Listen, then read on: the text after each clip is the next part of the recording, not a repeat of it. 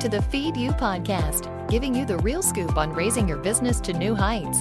Expert education, inspiration, and motivation to fuel your purpose, your passion, and your profits. Here's your host, Elisa Connor.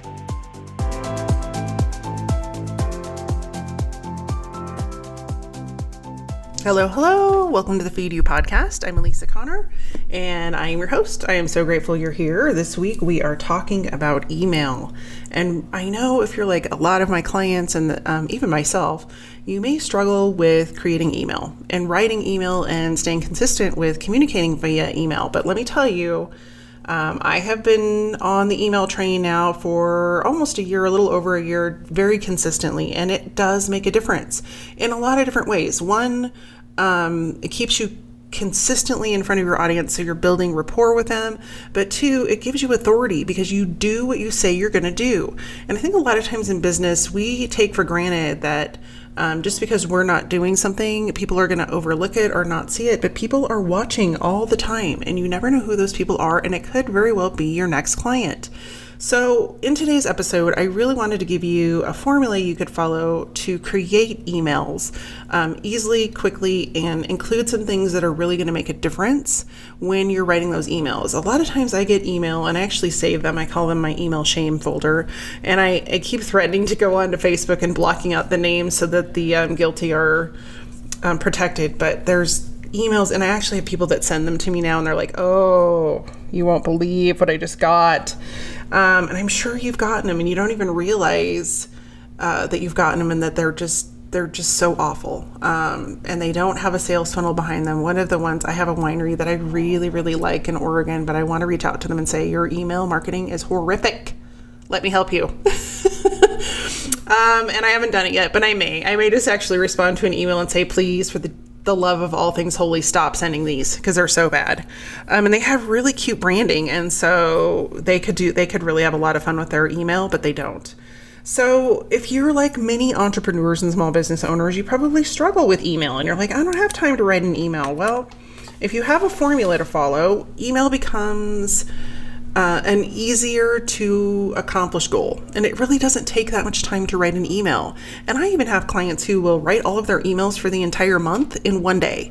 They'll just sit down and then they schedule them out, which is really nice because if you don't want to stop and write an email every week to stay in front of your audience, and it really only has to be weekly. You don't have to email every single day unless you have something special going on, like a launch or a product release or a promotion that you're running or something like that.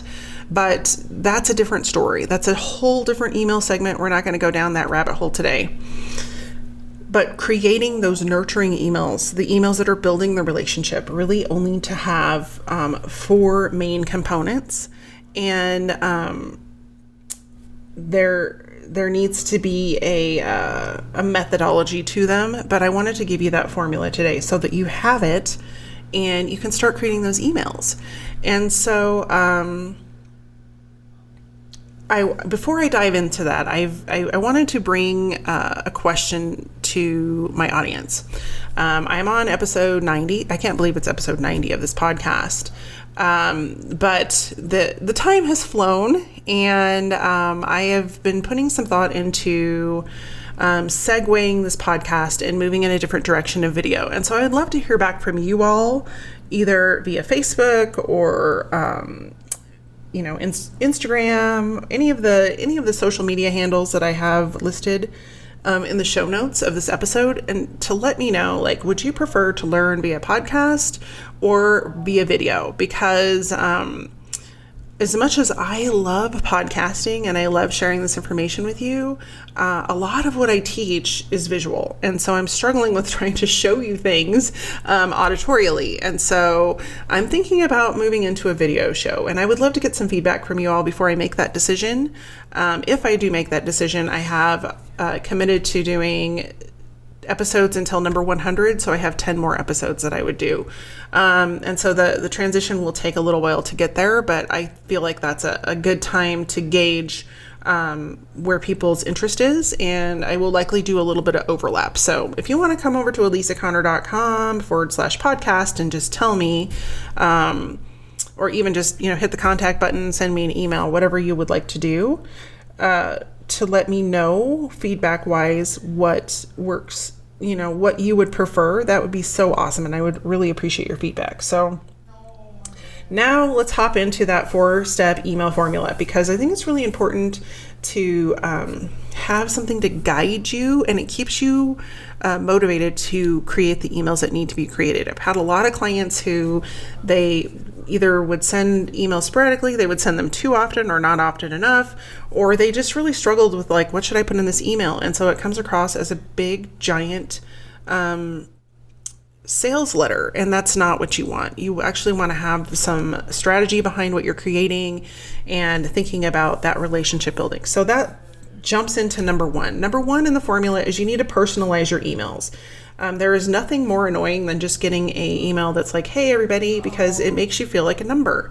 I was listening to a podcast episode yesterday from my mentor, who I adore, and he had on a lady who studies, I'm probably not going to get this exactly right, but she studies voice inflection, and she calls herself a voice alchemist. And so in the interview, which what was really interesting about this interview is that she was talking about how we don't purchase based on words. We purchase based on emotion. And if we can create an emotional connection with our audience, then they're more likely to trust us and want to move forward regardless of what we're saying. What's interesting is that as I'm recording this, I still have kids home. They are yelling at their video games, and I went back to edit this. I was like, oh, my inflection is really quite hot right there, because I have asked them multiple times to be quiet so I could record this morning. Anyway, so what that inflection will do is either create a reason for them to have an emotional connection with you, or it will stagnate it and you won't have one. And so we are often, as human beings, not even aware of what our voice sounds like to other people.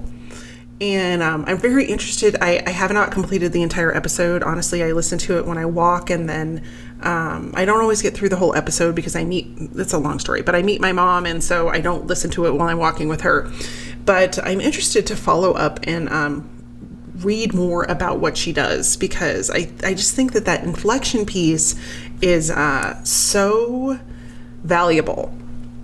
And so what does this all have to do with personalizing your email? Well, when you're personalizing your email, you can't have vocal inflection in there. And so you have to somehow start to build that emotional connection with your audience through typing, which is not always easy, which is one of the reasons that video converts so well, is that people can get a feel for, your authenticity, who you are, how you show up in the world, what you can actually provide to them specifically.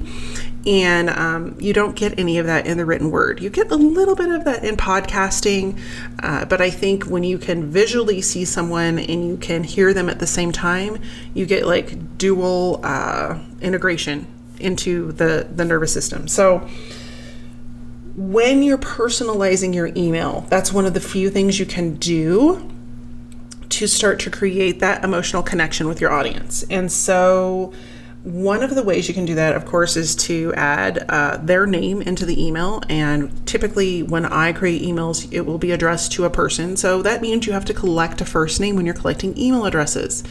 And most people will give you a first name. Most people do not like to give you a first and a last name. And I even noticed with myself, like if they ask for too much information, I opt out. Like I just had that happen the other day. Before I could ever get to a product or even see what was going on, they wanted my name, they wanted my email address, they wanted my phone number. I'm like, nope, too much information, I'm out. And so it totally is true that people want to give you less. And so keep it to a minimum, whatever you're asking for. But when you're creating that personalization and starting to build that relationship, it's really important that you start a conversation. And this is all under that first key point of personalizing. You want to create a conversation, and I like to allude it to when you go to a networking event, or you go to a conference and you're meeting people. You want to start a conversation with them. You don't walk up and try to sell them exactly what you do right off the bat, like, hey, I'm Bob, and start selling them into your product. Because if you do, they're going to walk away and they're going to feel yucky and want to just wash the ew off after talking to you. And they're going to throw your card in the trash. And so the same thing will happen in your email. Like, you don't want to just get somebody on your list and then immediately start selling them. Because if you do, and they're not ready to buy and they don't trust you and they don't know who you are, they're going to unsubscribe and they're not going to come back. And so we work really hard to get subscribers. So let's keep the ones that really need what we do on the line and start to build a relationship. And, that means not necessarily selling them into something else in a forward sales motion, which is a lot of times what people will do. One of the email companies that I get emails from, just mostly because of entertainment and things, examples of what not to do, is that the only time they will email me is if they're having a sale. And I find this so many times with small business owners, that they will email me when they have a new product for sale, or they're ready to ramp up and sell stuff. And I'm like, well, it's a little late now. You should have been like ramping up for the last 6 months to a year or 6 weeks or whatever. You should have started to build that relationship, not just jump in and tell me what you got for sale. And it happens all the time, even from seasoned entrepreneurs. And I find it very interesting. So personalization goes a long way in not only creating initial sales and investment from those clients, but it also is more likely to turn those people into raving fans quicker because they do know you, they feel like they have a relationship with you. And if you do it right, you're gonna hear things like, how are you in my head? How do you even know that? It's like you're talking directly to me. Because a lot of that comes from doing the ideal client research. If you haven't grabbed my ideal client freebie, you can do that. It's below the podcast notes at elisaconnor.com/90, or you can go directly there by going to elisaconnor.com/ideal client. It's a great little worksheet to help you work through, all of those ideal client research questions. So when you're doing that research, you can start to imagine or determine, what a conversation would look like in their head, because you get to know them so well. And so it makes it easier for you to personalize your content to them, because they're going to relate to what you're writing in your email, what you're talking about, and where you're moving them toward. So try to personalize your email as much as possible.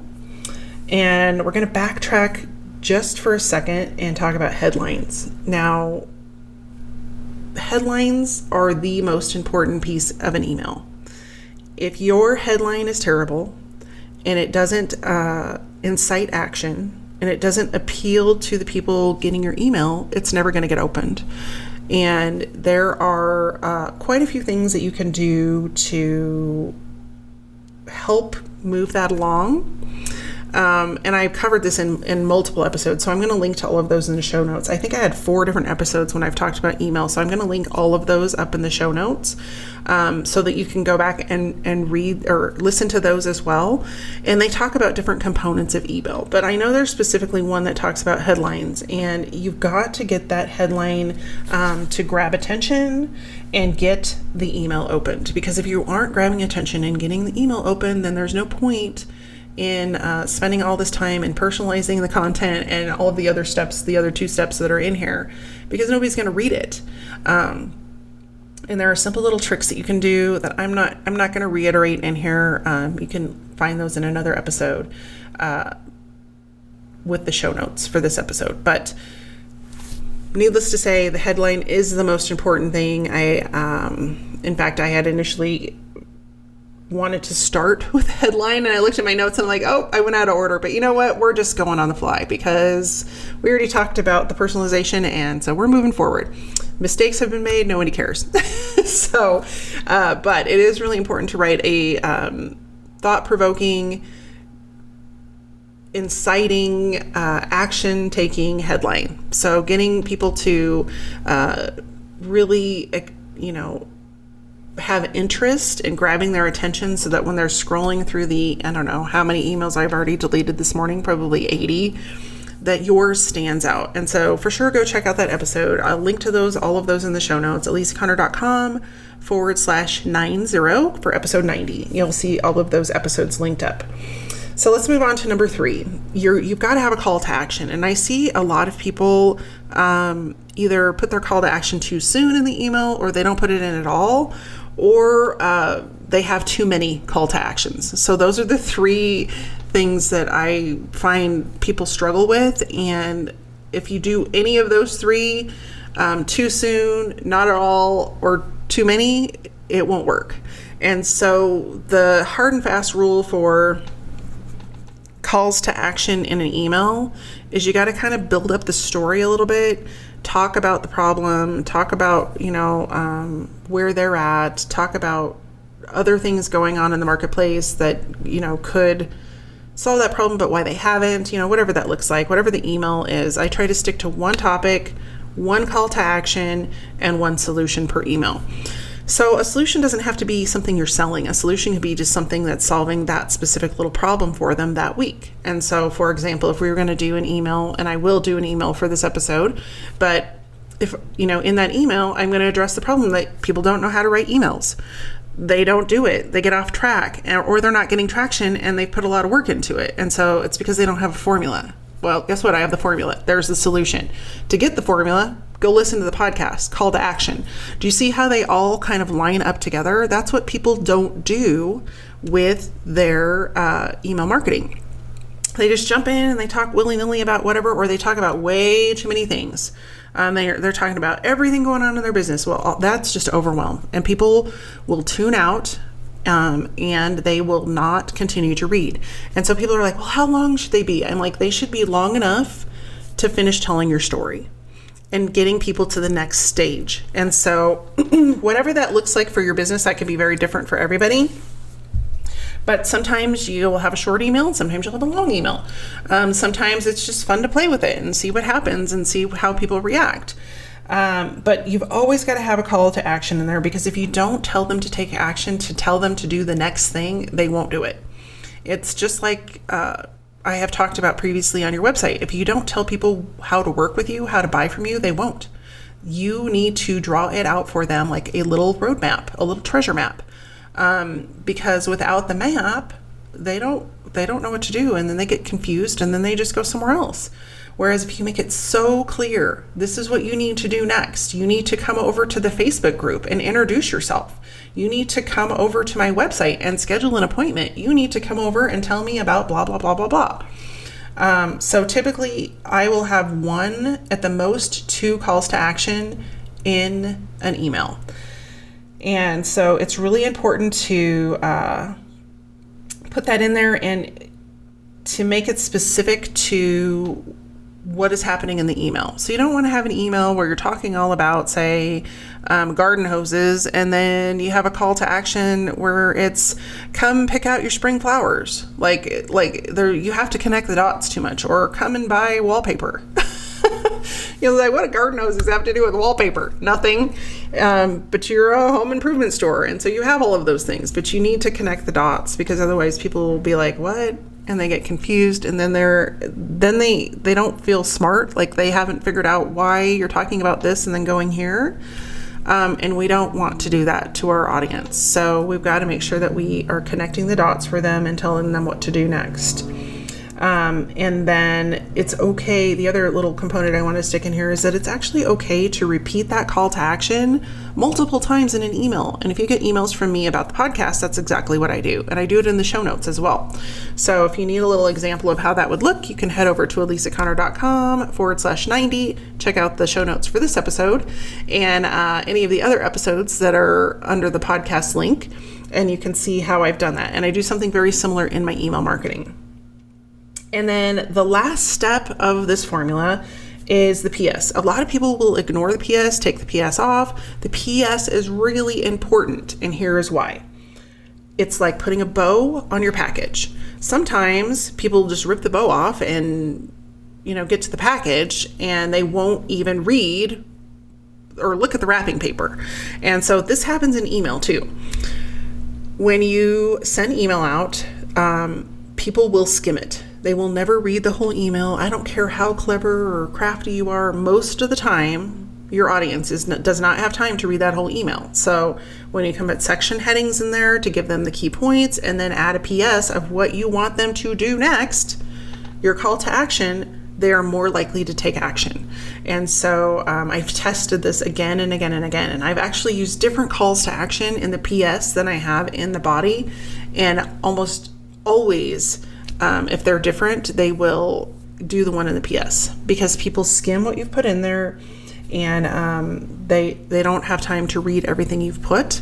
They may find the section that is most applicable to them and read that part, but that PS call to action piece is really valuable. So it's perfectly okay to repeat your call to action from the body of your email in the PS. That may be the only place that your audience sees it.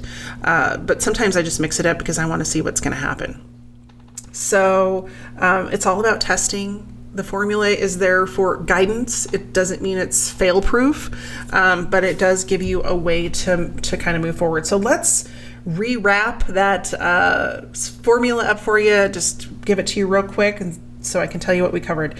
Number one is to personalize your email and make it relevant to your audience. Number two is to create a headline that is eye-catching, action-taking, and provoking. And number three is to call your audience to action to the next step in your sales funnel.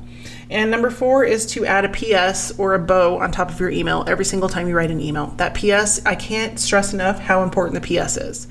So that's what I've got for you this week. I would again love for you to give me some feedback at elisaconnor.com. You can just hit the contact button and send me an email, or you can come over to Facebook, Small Business Builders, or Elisa Connor Consulting, and send me a message via Facebook. That's a great way to reach out to me. And let me know, podcast or video show. I really do want to hear your input. So in the meantime, have a wonderful week. Stay safe, stay healthy, and I will see you next week. Take care. If you're struggling with what to say, who to say it to, and where to say it, you may need my new Ideal Client Worksheet. If you know your audience, you know where they hang out, and you know what they're interested in, it makes every piece of your marketing easier to put together. The Ideal Client Worksheet helps you discover the important questions that you need to ask when it comes to finding your clients. It will help you understand them, understand their problems, so that you connect with them, attract them, turn them into leads, and convert them into customers. So go grab your copy today at elisaconnor.com/ideal client. See you next week.